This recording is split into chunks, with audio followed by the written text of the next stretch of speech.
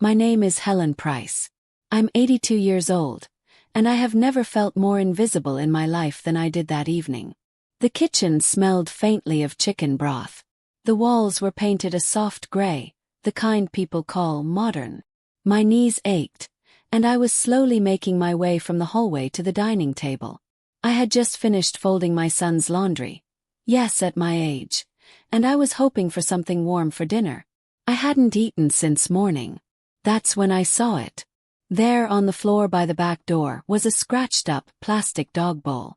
The green one that once belonged to Bruno, their Labrador that passed 3 years ago. Inside it sat a pile of leftovers. Half a mashed potato scoop, something that looked like old meatloaf, and a crusty corner of cornbread soaked in oil. Next to it was a clean plate, set nicely on the table. Real cutlery. A linen napkin. I blinked, thinking maybe it was a mistake. Then she walked in. Jessica. My daughter-in-law, tall, neat. Hair pulled back into a bun so tight it looked like her thoughts couldn't escape. She didn't even look up from her phone. "Oh," she said, waving one manicured hand in the direction of the dog bowl. "Yours is there. It's all the same anyway." I stood frozen.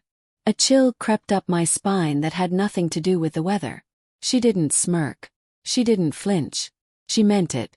She meant to feed me, her husband's mother, in a dog's bowl. And as she turned to walk away, she muttered, "You should be grateful. At least I didn't throw it away." I didn't move. Couldn't. I looked down at that bowl and something inside me cracked. Not broke, cracked. Quietly. Like a bone under pressure. And that's when I knew something had to change.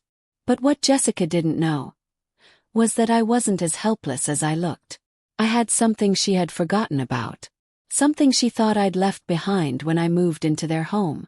And as I turned away from that dog bowl, my eyes fell on the drawer where I kept an old envelope, sealed with my initials. What was inside would make her wish she'd never disrespected me. But before I tell you what was in that envelope, let me tell you how I ended up here in the first place. Folding my son's socks, being spoken to like I was a burden, and slowly erased from the life I built for them. It started 2 years ago, right after I sold my house. You won't believe what happened after that. 2 years ago, I stood on the porch of the only house I'd ever truly called home. It was a small, yellow brick bungalow with peeling paint, a sagging mailbox, and flower beds that hadn't bloomed properly since Harold died. But it was mine. Harold and I bought it in 1969, back when $10,000 could buy a roof and a dream. After Harold passed, I managed. I got by on his pension, Social Security, and some savings. But the loneliness was heavier than the bills. My son, Daniel, had been pushing me to move in with him and his wife Jessica for months. "It doesn't make sense, Mom," he'd say. "You're alone and we've got a big house now. You can even have your own room." Jessica smiled beside him, but there was something brittle about her lips. I should have seen the warning signs. Still, I thought maybe it was time. I thought maybe I could be closer to my grandkids. Maybe Daniel really wanted me near. Maybe Jessica had changed since the wedding, when she forgot to save me a seat up front. So I sold the house. Every brick, every memory, every photo I couldn't take with me. I gave it all up. For family. For safety. For what I thought was love. I moved in that fall. The first few weeks weren't so bad. Jessica was polite, not warm but polite. Daniel worked long hours and the kids were busy with school. I tried not to be in the way. I cooked, cleaned. I took the trash out when no one noticed it was full. I folded laundry like it was still 1975. I kept my mouth shut when Jessica complained that I used too much salt in the stew. Then slowly things changed. It started with little things. My framed wedding photo disappeared from the hallway. Jessica said it clashed with the modern aesthetic. My bathroom shelf was cleared out and replaced with decorative candles. My things, my tiny comforts, were packed away in a box I found in the garage labeled "Old Stuff." One morning I came downstairs and heard Jessica on the phone. She was laughing. Yeah, she's still here. Like a piece of furniture with a pension. I stepped back upstairs before she saw me. That night I couldn't sleep. I stared at the ceiling fan spinning slowly and thought, How did I become this? The next morning, Daniel kissed me on the forehead before heading to work, and for a moment I felt okay again. But by afternoon, Jessica left me a note. Please don't rearrange the pantry. I have a system. I hadn't rearranged anything. I just moved the soup cans so I could reach them. But I didn't argue. Because that's what women like me were raised to do. Keep the peace. Smile and say thank you even when you're starving. One Saturday, the kids asked if I wanted to go with them to the movies. I got dressed in my best cardigan. Jessica stopped me at the door. Actually, Mom Helen, she said, it's more of a nuclear family thing today. We don't want to crowd the car. I stood in the hallway, holding my purse, nodding like I understood. I didn't. That evening they brought home popcorn in a giant bag. Daniel handed me a piece and said, "We saved you some." Jessica laughed and walked past like it was a joke. I started keeping a journal again. I hadn't done that since Harold died. Each entry felt like a quiet scream on paper. Then came the money request. First, Daniel asked to borrow a small amount for car repairs. Then it was the mortgage. Then the credit card bill. Just until payday, he said. I gave without hesitation. I'd always been the giver. But one day I checked my bank account. What was once a comfortable retirement fund had become a shadow of itself. Jessica had access to my account. I trusted her to help with online payments.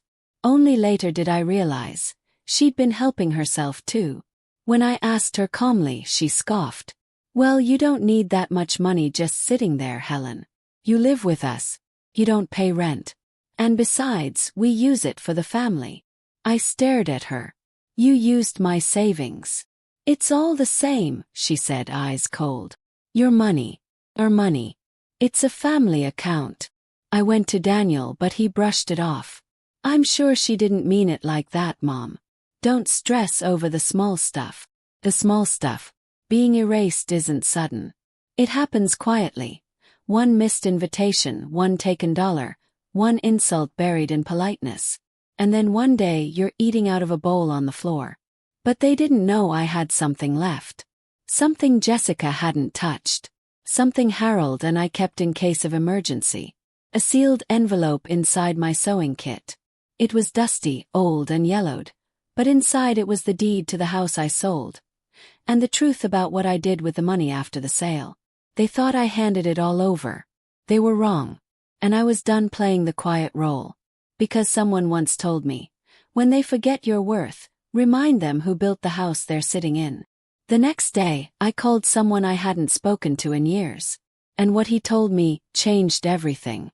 The person I called was Harold's old friend, Marcus Weller. A sharp, quiet man who'd been our family's financial advisor back when we still wrote checks with blue ink pens and calculators had solar strips. He was in his early 70s now, retired, but still had that same calm tone that made you feel like everything was under control, even when it wasn't. I hadn't spoken to him in nearly 10 years. But when he answered, he said, "Helen, I was wondering when you'd call." That stopped me. "You were." He chuckled. "Harold made me promise to look after you if anything ever felt off. He told me, Helen's the type to give and keep giving until she forgets she can say no." I felt my throat tighten. I hadn't cried in months, but that almost did it. "Marcus," I whispered, "I think I'm being stolen from. And I don't think I'm welcome in my own son's home anymore. Tell me everything." So I did. From the slow disrespect to the missing money to the dog bowl. I told him about how I'd sold my house and thought I gave everything over to Daniel for the good of the family. But then Marcus asked the question that sent chills down my back. "Helen, you do remember that Harold had set up a separate account before he passed, right? The one he made you co-owner of. The one tied to the sale of your house." I went quiet. "No," I said. "I thought I merged everything into the family account." He paused. "You didn't. I never processed that merge. Because I didn't trust them." I felt like the floor had shifted under my feet. "Are you saying there's still over $380,000 in your name, untouched? That account is yours. Sole ownership. I can send you the login today." My hands shook. My heart pounded. For the first time in 2 years, I had something that belonged to me. Something they didn't know about. Something I could use. I thanked Marcus and hung up, gripping the edge of my dresser for support. I was still shaking when I logged in. There it was. The number staring back at me. 6 figures. Oh mine. All this time they thought I had nothing. That night I didn't sleep. I lay in bed staring at the ceiling, thinking about every small cut Jessica had made. Every humiliation she buried in sarcasm. Every time she pretended I was invisible. Thought of Daniel too. My son. My only child. The boy I once rocked to sleep with lullabies and chickenpox medicine. I had raised him better than this, or so I thought. He didn't protect me. He enabled her. And that made him just as guilty. I didn't want revenge. I wanted respect. And if I couldn't get that in their home, I would build something of my own again. So I made a plan. Step 1: secure my money. I moved it to a new account under a different bank entirely. Marcus helped me create a digital trail Jessica couldn't access. I even filed a fraud alert for the old shared account just in case. Step 2: find somewhere else to live. The next morning I called my old neighbor Carol from the street I used to live on. We hadn't spoken much since I moved out. But when she heard my voice, she gasped. "Helen, I was just talking about you. I miss seeing you in the garden." I told her everything, and her voice trembled. "Oh honey, you can't stay there. Not another day. You deserve better." Then she told me something that made me gasp. "Do you remember Mrs. Finkel's old duplex? The one around the corner from your old house? It's for rent now. Small, cozy, and get this, owned by my niece. She's a kind girl. I can talk to her today if you want. Home. My own space. A new beginning just blocks away from where I started." Told her yes, please, and thank you. But I didn't pack just yet. Well, there was one more thing I had to do first. That Sunday I made my favorite dish. Beef pot roast with garlic carrots and creamy mashed potatoes. The scent filled the whole house. The kids even peeked into the kitchen to ask when dinner would be ready. Jessica, of course, stayed upstairs, scrolling, ignoring me. At 6 p.m. sharp, I plated dinner. 4 full portions. Mine, Daniel's, Jessica's, and one for each of the kids. I even folded napkins, lit candles. I set everything on the dining table. Then I placed one final bowl on the floor. The dog bowl. I filled it with the scraps from the pot roast. The fatty pieces, the limp vegetables, the parts no one really eats. When Jessica finally came downstairs, she blinked. "What's going on here?" Smiled. "Dinner. I wanted to do something special. I even saved your portion." She looked around. "Where is it?" I pointed to the floor. "There. In the bowl. It's all the same anyway, right?" Her face changed. She turned beet red. "Are you joking?" Daniel stared at me in disbelief. The kids were silent. "No," I said, still smiling. "Not joking.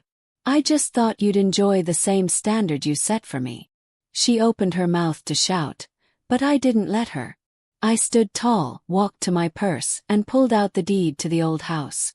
Then I held up a screenshot of my bank account balance. I am not poor. I am not helpless. And I will no longer be disrespected in this house. Daniel looked like he'd seen a ghost. Jessica was shaking. "I'll be gone in 3 days," I said calmly. "Don't worry. I found my own place. And I'm taking back what's mine." And with that, I walked away from the table. But just as I reached the hallway, Jessica called after me, her voice shrill. "You're not taking the money, Helen. You owe us. You lived here rent-free." That's when I turned slowly. And what I said next, even I didn't see coming. I turned around slowly, meeting Jessica's eyes with a calm that surprised even me.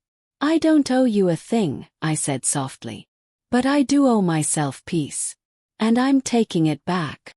Jessica's mouth opened like she wanted to scream, but the words caught in her throat. Daniel stood between us now, one hand raised like he was trying to keep peace in a room he had let fall apart for far too long. "Mom," he started, but I cut him off. No, Daniel. Not this time. I stepped toward him. You let her treat me like a stray dog in your home. You watched her humiliate me, and you stayed silent. Do you know what silence is? It's agreement. And I heard your silence loud and clear.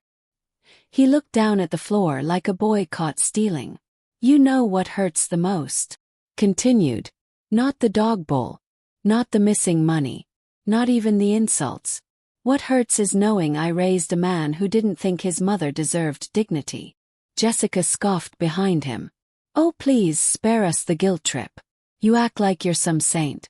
We opened our home to you. No, I said, eyes steady. You opened your house to me. Not your heart. Not your respect. And I don't want either anymore. The room was so quiet you could hear the refrigerator hum. Then I walked away. Upstairs in my small, cramped room, the one Jessica called the guest space. Though I'd lived in it for 2 years, I started to pack. Slowly. Thoughtfully. I folded every blouse with care. I placed Harold's picture in bubble wrap. My hands trembled, but not from weakness. It was resolve. That night I couldn't sleep. But this time it wasn't dread keeping me awake. It was freedom knocking at the door of my soul. The next morning Carol called to confirm. Helen, the duplex is yours. Rent's affordable. No stairs. Garden out back just like your old one. I nearly cried. That afternoon I stepped out for a walk, saying nothing to anyone in the house. Jessica barely noticed. Daniel watched me go but said nothing again. The kids were too busy playing on their tablets to notice the quiet collapse of a woman's dignity. Or the rebirth of it. As I walked past the neighborhood, something unexpected happened. Mrs. Granger, the widow 2 blocks down, waved from her porch. Helen! Haven't seen you in a while. Still baking those lemon pies. I smiled for the first time in what felt like months. Thinking of starting again. You should come to our church bazaar on Sunday. I'll save you a seat. It was small, but it mattered. Someone still saw me. The next 2 days were a blur of quiet packing and mental preparation. I didn't tell them the exact time I planned to leave. I didn't owe them that. On the 3rd morning I woke up early, dressed in my blue cardigan, Harold's favorite, and zipped my suitcase shut. I left a note on the kitchen counter. It read, "Thank you for the lessons. I've learned how not to treat people. Please don't contact me unless it's to apologize with sincerity. Love, Mom." I walked out the front door without a single word spoken. Carol picked me up in her little white sedan. She cried when she saw me.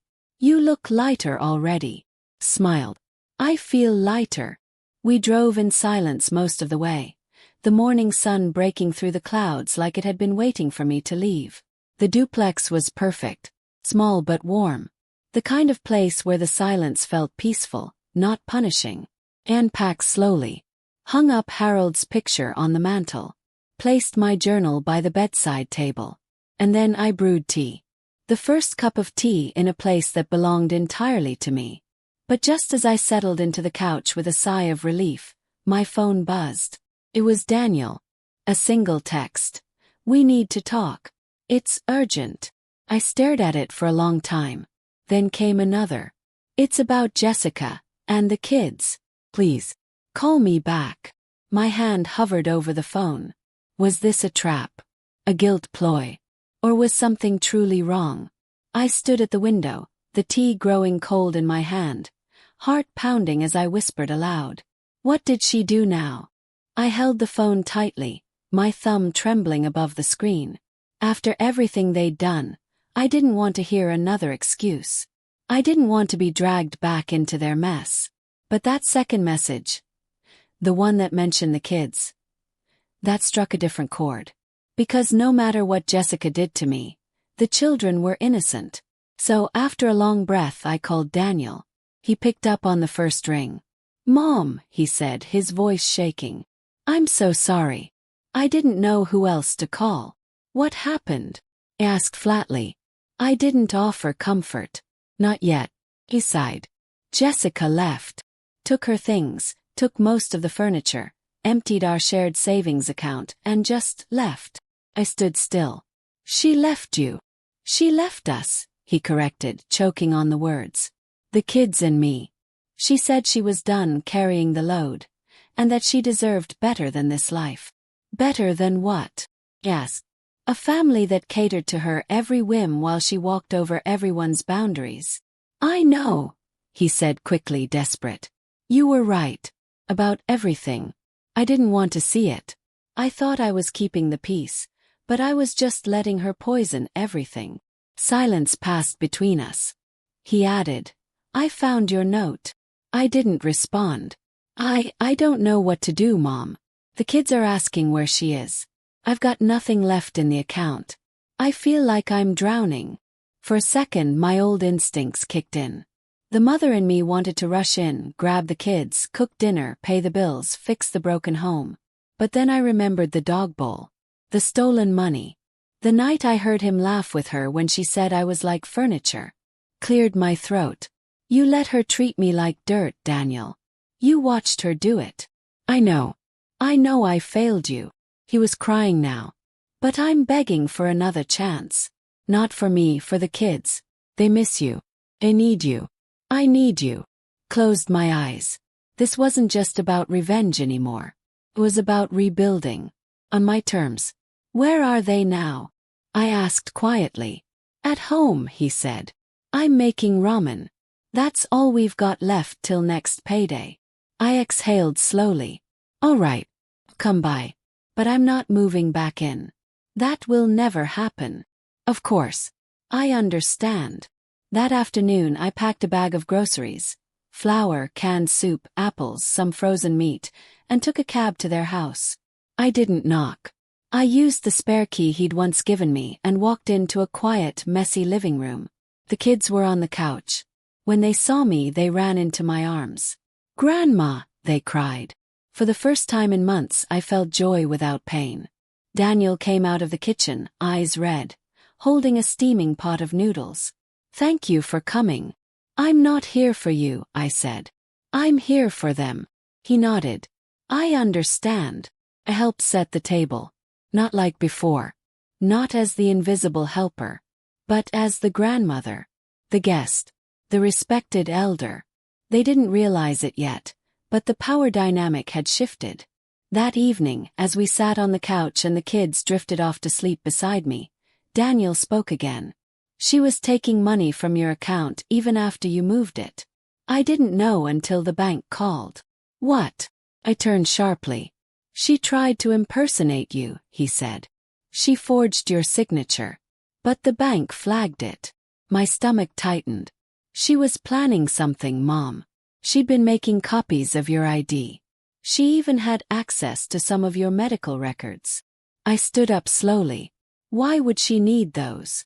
He looked up at me. To declare you mentally unfit. She was trying to take power of attorney. Gasp. My knees went weak. Jessica hadn't just been cruel. She had planned to erase me. Legally. Financially. Permanently. That night I couldn't sleep. I stared at the ceiling of my duplex, clutching the pillow like it could protect me from what I'd just heard. Jessica hadn't just wanted to humiliate me. She wanted control. Total control.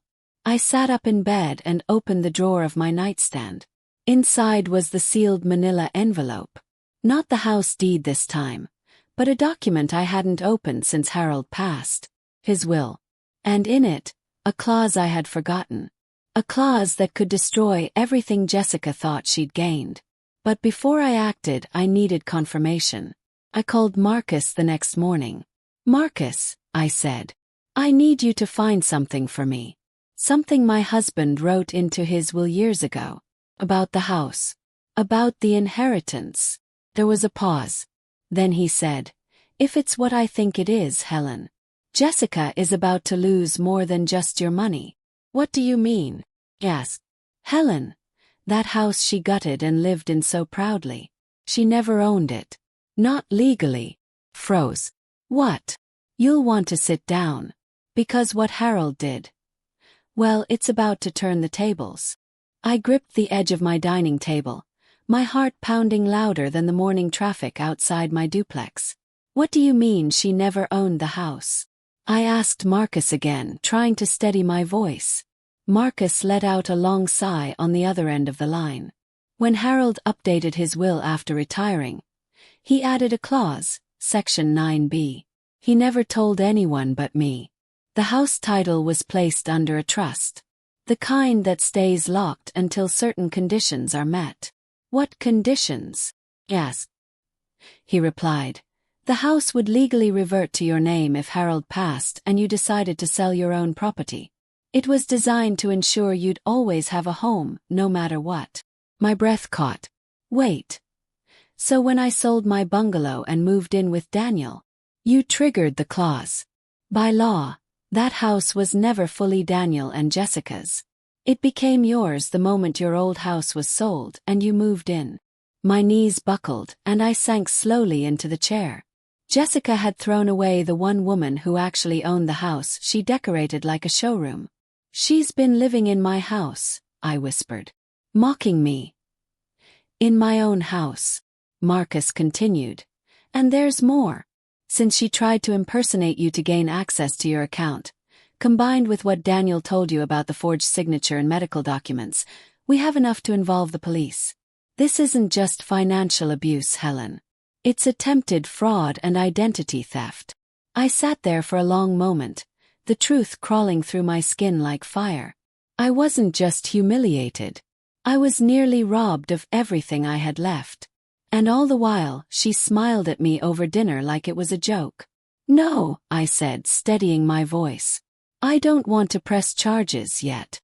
I want her to feel the shift. I want her to see the ground move beneath her feet. Just like she made it move beneath mine. I ended the call and reached for my pen. That evening, I returned to Daniel's house. It was still quiet. The furniture gone. The children were watching a movie. He met me at the door, nervous and pale. Did you find anything?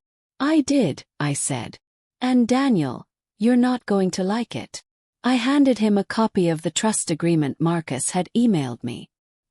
He read it, eyes scanning line by line, his face draining of color. She lived in a house that was never even hers. He nodded. His hand dropped to his side.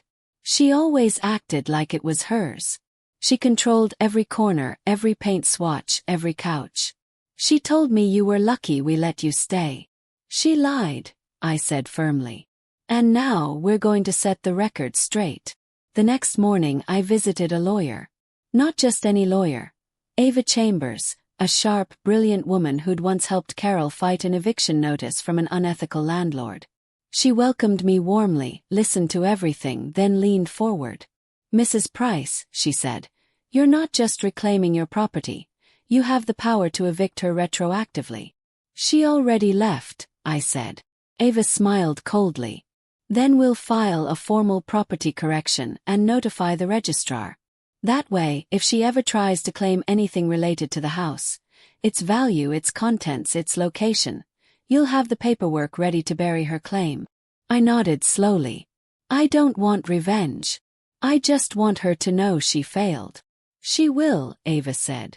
By the time this is done, she'll understand what it means to disrespect a woman who built her own kingdom. By Friday we had the documents notarized and filed. The property title officially bore only my name. The house was legally and publicly mine. I didn't tell Daniel right away. I waited. Because something unexpected happened that weekend.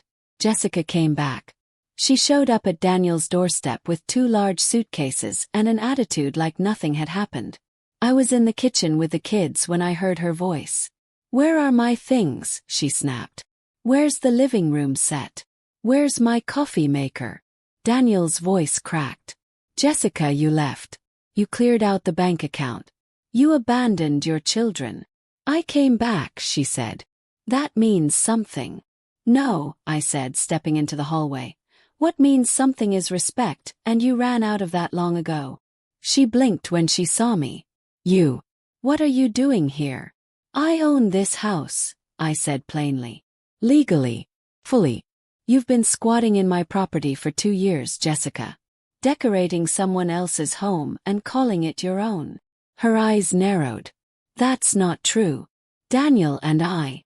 You don't even have a legal marriage certificate, I cut in. That stopped her. What? You had a ceremony. Pretty dress. But the license was never filed. I checked. Daniel looked like someone had punched him in the gut. Jessica's lip curled. That's impossible. It's not. Because Harold had that check too. He never trusted you either. Her face fell. Jessica, I said calmly. You mocked me, stole from me, disrespected the woman who built the family you pretended to join. And now, you're going to walk away. Not with my money. Not with my house. Not even with my Tupperware. Daniel stepped forward. You need to leave. Daniel, you're really going to let her? I let her too many times, he said. This is over. Jessica glared at me like she could burn a hole through my chest. But I didn't flinch. She stormed out without another word. I thought that was the end. But 3 days later I got a call. From a blocked number. I almost didn't answer. But when I did, a voice whispered. You think this is over. You don't know what I still have, Helen. My hand froze around the phone, the cold plastic pressing against my cheek like a warning. Jessica? I asked, though I already knew. She didn't answer my name, just chuckled, low and bitter. You think a few papers and your precious little trust fund can undo everything I built in that house? I said nothing. I have proof, Helen, she hissed. You think I walked away with nothing? I still have the security footage. The conversations. Your journals. Or pills. If I go to court and tell them you're unstable, delusional, and emotionally abusive, what do you think the judge will believe? A frail old woman or a young mother of 2? I swallowed hard. You took everything from me, she continued. And now I'm going to take it all back. You'd better lawyer up again. Because I'm coming. And click. The line went dead. For a moment I just sat there, heart pounding in my ears. I had faced so many things in my life. Loss, loneliness, betrayal. But never had I felt such a cold, personal threat. It wasn't about property anymore. Jessica wanted war. Called Ava immediately. She called me. Threatened to claim I'm mentally unfit. Said she has evidence. Ava was calm as ever. She's bluffing. And even if she's not, we'll be ready. Let me look into it. The next morning I drove to Carol's house, hoping for advice, or at least comfort. She made tea while I sat on her porch swing, clutching the warm mug like it was my last anchor to sanity. She's scared, Carol said. When people lose power, they scream the loudest. But you, Helen, you've already won. I'm not sure, I said. She said she has something. Something personal. Carol leaned forward. And what? She's going to play your age against you. You're 82, not broken. You're sharper than half the people I know under 40. I smiled faintly. Thank you. Still I felt uneasy. I hadn't journaled much since I moved out, but when I got home, I went through my drawers anyway. I checked every box, every folder. Some old notebooks were missing. And so was a prescription bottle. My stomach twisted. She'd taken them. Probably months ago. I had been too distracted by everything else to notice. I called Marcus. Can she use this against me? Only if we do nothing, he said. But we won't do nothing. He helped me gather my medical records. Clean, consistent, no mental health issues that could be twisted or exaggerated. I had routine doctor visits, regular evaluations.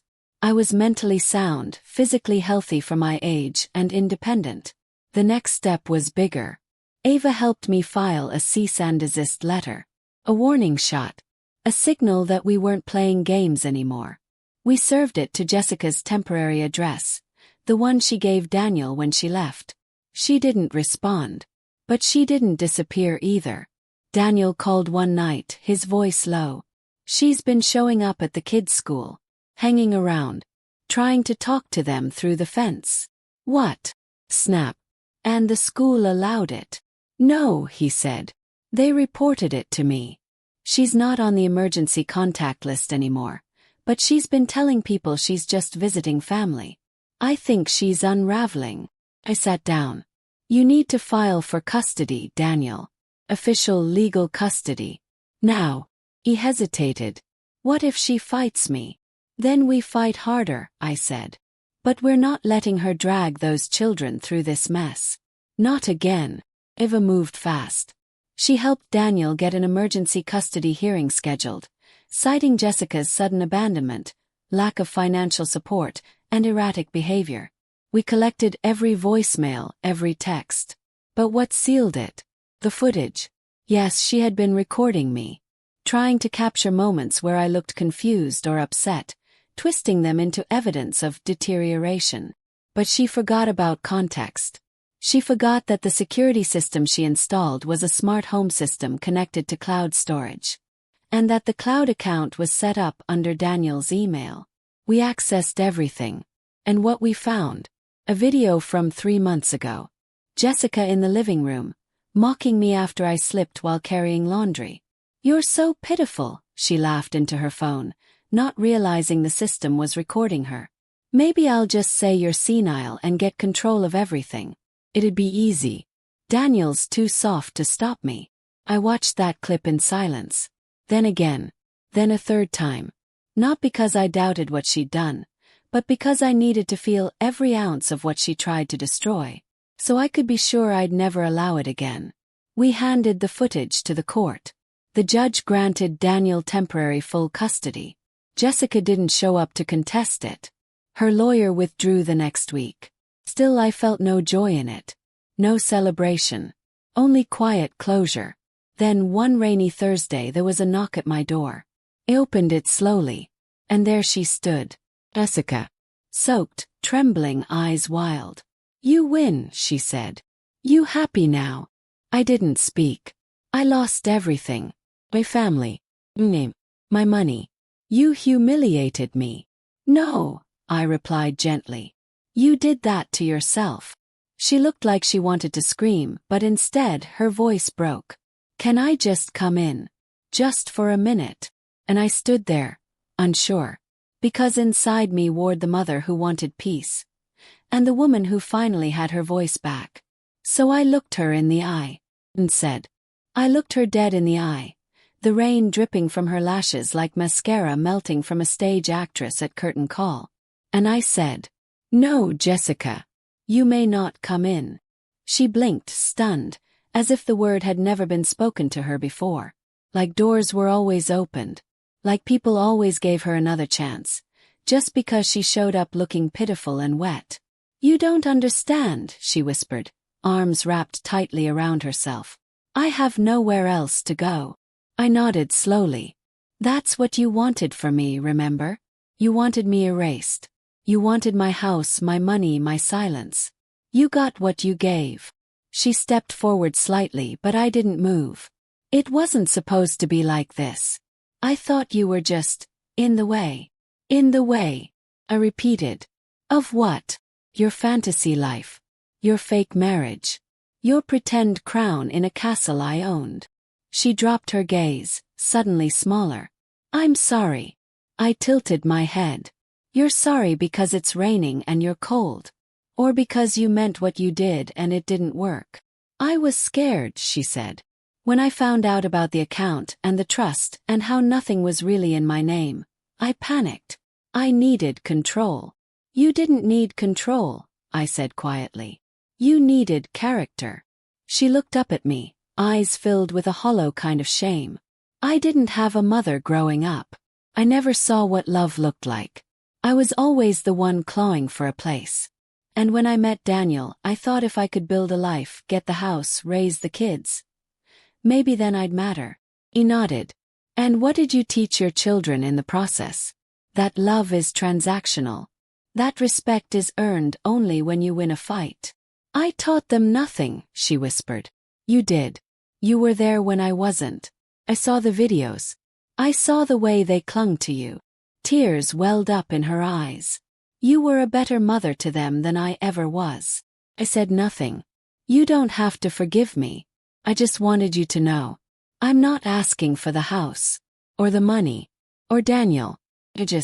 I just don't know who I am anymore." A silence passed.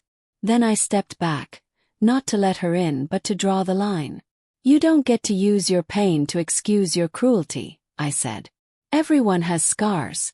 But you chose to cut others open just so you didn't feel alone. She nodded slowly. I understand. I handed her a towel from inside the doorway. Dry off. There's a shelter 3 blocks down. Warm food. Clean beds. Someone who'll listen without judgment. She took it trembling. Thank you. I looked her straight in the eye. This is not me letting you in. This is me letting myself go of the weight you placed on me. You don't live in my house, my heart, or my head anymore. And with that, I gently shut the door. I stood there for a moment, back against the frame, heart heavy, but not bitter. Because I had finally chosen myself. The next morning, I planted daffodil bulbs in the little garden behind the duplex. The sun peeked out over the clouds, shy but certain.